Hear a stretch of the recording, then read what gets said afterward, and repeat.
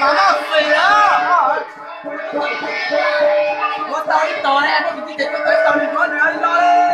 Chung tài đó, bị chết này, chỉ tìm cái nhà chung tài đó.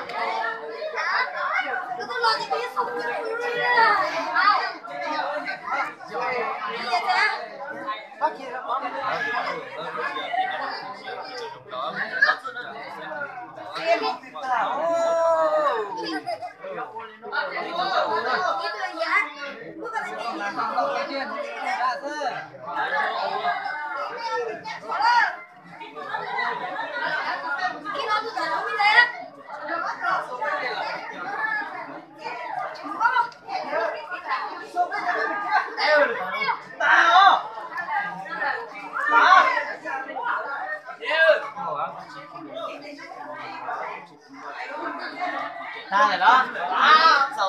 Chết rồi, cái con chơi này. Con lo cái chuyện đó. Chết rồi, nhiều quá. Ta con tự nhiên chơi đấy.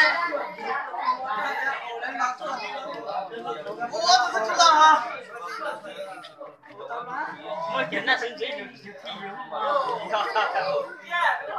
Có em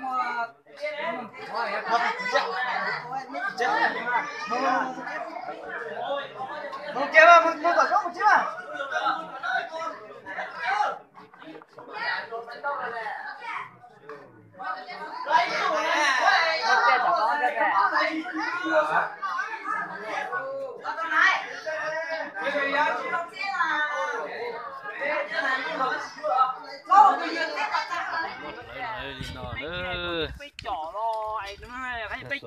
nó phải kín nè, phải làm lòi tiền ngay đấy lấy ký cái ký này mà chỉ nông la phải ký phải phải chỏ xe nhiều lắm mà sẽ trông cơ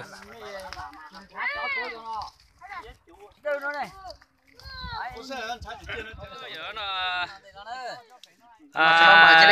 nó cày bậy ha lươn bậy nữa học chế cho sao tao kèm cá cá rồi học với chúng à học cho tôi tôi khó chơi sư bên chân trai giả tăng học nó nó cô à tụi bé cứ nó cày lo học chơi nha mình để cho mà má nấu cho nên mà học chơi hả nó có rồi mà nó có bên nó cày mày đó cá cờ đó cá cá cho cá tài luôn cá tài luôn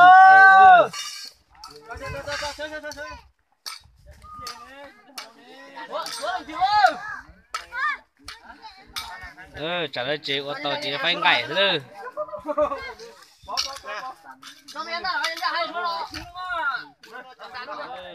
phảiขึ้นเต่าเต่าสิแล้วเต่าใจใส่เล่นมันอยู่กับมึงสวนสิมาตาเป็นนี่นะตามันใจมันอยู่ตาเป็นนี่อันนี้จะทุกอย่างเลยcó thể cho kiểu con chỉ con này lứa ta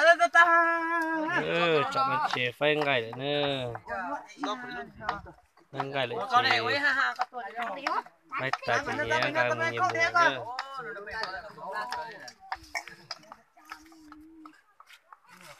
chúc cứu thì tôi chúc cứu nữa để video thay pe một anh anh có pe cho cái gì mới già chỉ là sau lên nó lại thế này trong phòng trong xe rồi nữa thì giờ mua là mà áo để cho thay pu cho pe cho để tao xe cho gì một nữa